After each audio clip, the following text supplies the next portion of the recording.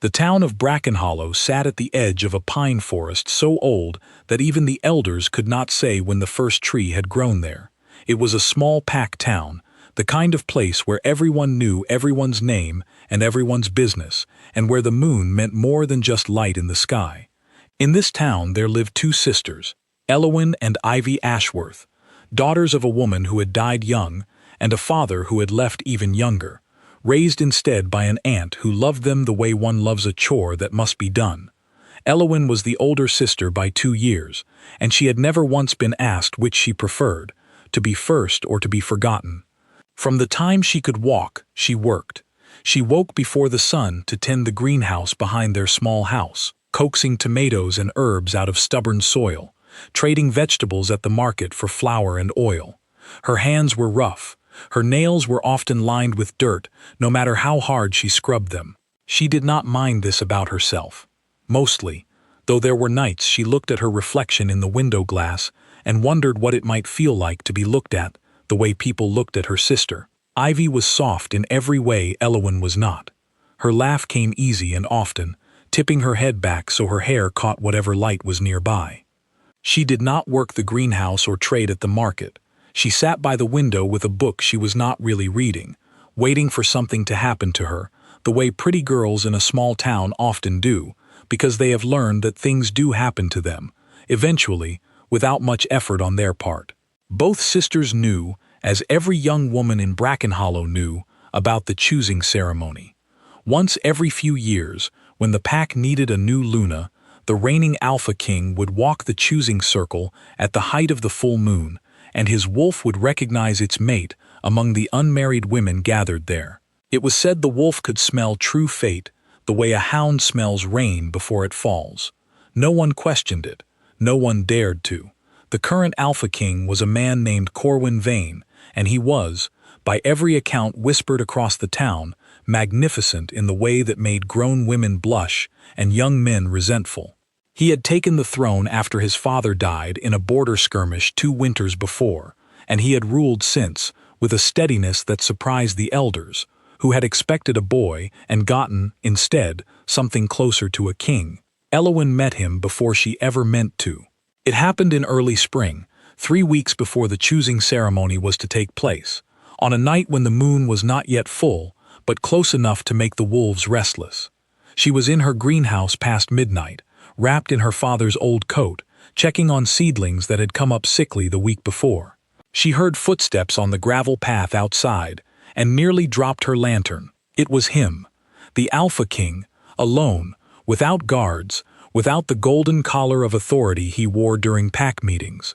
Just a man, in a plain shirt, with his hands in his pockets and his shoulders hunched against the cold. He said he had been walking. He said his wolf did not like walls at night, not since his father died, not since the crown had become heavier than he expected. He did not say this like a king confessing weakness. He said it like a person talking to another person, which was, Elowyn would later think, the most dangerous thing he could have done. She showed him the seedlings. He asked, with what seemed like real curiosity, why some had grown tall and pale, while others stayed short and dark green.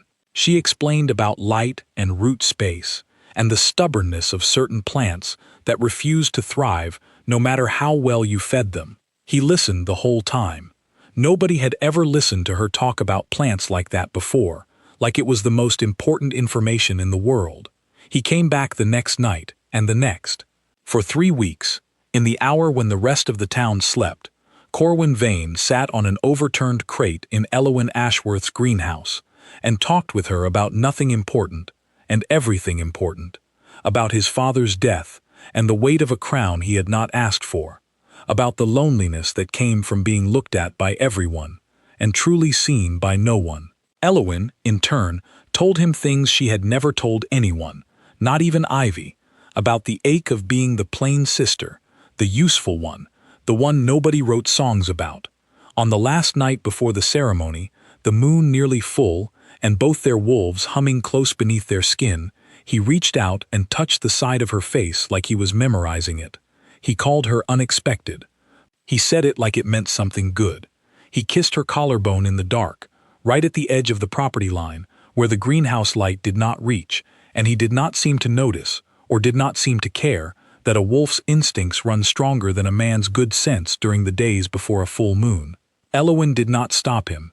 She did not want to. Neither of them said the word mate. Neither of them needed to. The following night was the choosing ceremony. Elowyn stood in the crowd wearing her mother's old wedding dress, taken in at the waist with pins she had done herself, because it was the only formal dress she owned, and because some foolish, hopeful part of her had let herself believe that maybe, possibly, the last 3 weeks had meant what she thought they meant. Corwin Vane walked the circle in the golden collar, his father's ceremonial coat heavy on his shoulders, his eyes moving over the gathered women of Bracken Hollow with the practiced calm of a king performing a duty. Elowyn watched him come closer. She felt her heart do something stupid and hopeful in her chest. His eyes passed over her like she was furniture. They landed on Ivy instead. Ivy, who stood 2 spots down from her sister in a borrowed blue gown, laughing softly at something the woman beside her had said. Ivy, who smelled like rose water and nothing like dirt or wood smoke, who had never once set foot in the greenhouse, where a king had spent 3 weeks falling for someone else. Corwin's whole body changed. His shoulders straightened. His eyes went sharp and focused in the particular way that pack legend called the mark, the moment a wolf recognizes what it believes to be fated. He crossed the circle in 4 long strides and took Ivy's hand before she had even finished laughing. The crowd made a sound like a held breath finally released. Somewhere behind Elowyn, her aunt whispered of course, in the voice of someone confirming what she had always known to be true. Elowyn did not cry. She had used up her tears 3 nights earlier, alone in the greenhouse, forehead pressed to the cold glass, after Corwin had left with a kiss, and a word that suddenly felt like it belonged to someone else entirely. She stood very still and watched her sister get chosen for a life Elowyn had let herself imagine, just for 3 short weeks, might have been hers. Corwin looked back once, just once. His eyes found Elowyn's across the circle, and for half a second something crossed his face that looked almost like confusion, almost like a question he did not have words for. Then Ivy said something and laughed again, and he turned back to her, because a king's wolf does not change its mind in front of a crowd, and because whatever had happened in that greenhouse could not compete with whatever ancient, unexplainable pull had drawn him to Ivy's side of the circle. Elowyn went home that night and told herself it did not matter. She told herself this every day for the next several weeks, through the engagement announcements and the fitting for the wedding dress, through Ivy trying on crowns in front of the mirror and declaring more than once that Elowyn would obviously be her maid of honor, her best girl, her nobody else, obviously. Elowyn smiled through all of it. She helped pin the wedding gown. She helped choose the flowers. She was, by every outward measure, a good sister. It was in the 5th week, standing in the kitchen at 5 in the morning with her stomach twisting for no clear reason, that Elowyn understood why her body had been behaving strangely, why food she once loved now turned her stomach, why she was tired in a way that sleep did not fix, why her waistbands had grown snug despite eating less than usual. She stood over the sink and was sick, and when it passed, she stood very still in the gray morning light and understood exactly what had happened and exactly what it meant. She did not tell anyone, not her aunt, who would have made it about shame, not Ivy, who would have made it about herself, one way or another. Certainly not Corwin, who was 3 weeks from a wedding to her own sister and who had, apparently, already decided which Ashworth woman mattered. Elowyn gave herself 4 months to be sure and to plan. 4 months of loosening dresses blamed on stress. 4 months of declining wine at engagement dinners with a polite hand on her stomach and a practiced smile that said only tired, nothing more. 4 months of sitting beside Ivy while she tried on veils, of nodding along while Ivy planned a life Elowyn had, for exactly 3 weeks, believed might belong to her instead. In the 4th month, Elowyn finally went to see the pack physician in secret, an old woman 2 towns over, who did not ask questions she was not paid to ask. The woman's hands went still over Elowyn's belly during the examination, and her face did the arithmetic before her mouth managed to speak the word. Twins. Not 1 heartbeat but 2, small and fast and unmistakably present, unmistakably his. Wolf twins were rare enough to be remarked upon in any pack, and rarer still to be conceived outside a bonded mate pairing. If anyone in Bracken Hollow ever learned the truth, it would not simply be scandal. It would be a crisis of succession, a question mark placed directly over the throne, and Elowyn understood, without needing to be told exactly how ugly that would become for everyone involved, herself and her unborn children most of all. That night, Elowyn packed one bag. She took only what she needed, a little money she had saved from the market stall, a few changes of clothes, her mother's old locket, and nothing else. She stood for a long moment outside her sister's door, listening to Ivy's soft, contented breathing on the other side, dreaming whatever a bride-to-be dreams 3 weeks before her wedding. Elowyn did not knock, she did not wake her.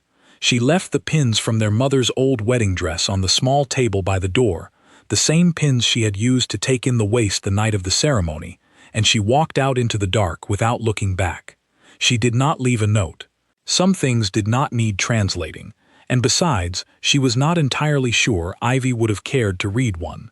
The next several months were the hardest of Elowyn's life, though later, much later, she would come to think of them as the making of her rather than the breaking. She traveled far from Bracken Hollow, farther than any wolf from her pack typically wandered, until she reached a border town called Milwick, a rough, plain, unremarkable place that did not ask questions of strangers, and did not care whose daughter, or whose almost Luna, a tired young woman, happened to be. She found work at a bakery, kneading bread with the same rough, capable hands that had once tended a greenhouse, and she found a small room above a hardware store that smelled of sawdust and rust, but was warm enough in winter. She told the bakery owner, a widow named Greta with kind eyes and no patience for gossip, only that she was recently widowed herself and needed steady work. Greta did not push for more, and Elowyn did not offer it. The twins came in early winter, on a night when snow fell thick and silent over Milwick, in the small room above the hardware store with only Greta and the town midwife present. A boy first, quiet and watchful even as a newborn, and a girl close behind him, already fighting to be heard. Elowyn named the boy Thorn, after nothing in particular, only because it sounded strong and unbothered by softer things, and the girl Briar, because briars grow wild and are difficult to uproot once they take hold, and Elowyn intended for her daughter to be exactly that difficult to remove from the world. She did not tell Greta whose children they were. She did not tell anyone. In Milwick, she was simply a young widow with twins and rough hands and a talent for bread, and that was enough of a story for anyone to accept without further digging. Word did reach Bracken Hollow eventually that Elowyn Ashworth had disappeared the same season her sister married the Alpha King. Rumors traveled the way rumors do in small pack towns, growing stranger and more elaborate with each retelling. Some said she had run off with a merchant. Some said grief over her sister's happiness had driven her mad. Ivy, for her part, was said to have been genuinely hurt and genuinely confused by her sister's vanishing, though whether that hurt ran deep enough to prompt any real searching, nobody in Milwick would ever know, because nobody came looking, not really, not for long. Corwin Vane, now fully king and fully married, was said to have asked after Elowyn only once, at a pack gathering some months later, in a voice too careful to be entirely casual. He was told she had simply left, as some restless young women do, and he had nodded and let the subject drop, though those closest to him noted that his wolf seemed unsettled for weeks afterward, snapping at guards for no clear reason, pacing the castle grounds at odd hours the way it had before the choosing, when he used to walk to a greenhouse on the edge of town for reasons he never fully explained to anyone, including himself. Elowyn knew none of this at the time. She was busy. Raising wolf twins alone in a town with no pack structure was no small task, especially once Thorn and Briar began to show signs, as young wolves do, of restlessness beneath their skin as they grew. She taught them control the way she had taught herself patience in the greenhouse, slowly, with repetition, with more grace than she often felt she had to spare. She taught them to laugh too, because she refused to let her children grow up believing that a hard start meant a hard life. 3 years passed this way, quiet and steady, and in their own rough fashion, good.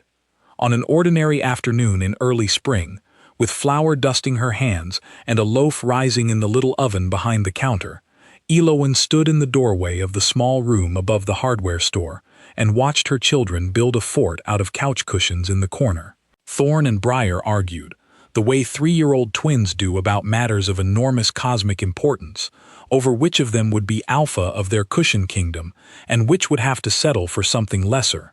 Elowen leaned in the doorway and did not correct them. She let them have it.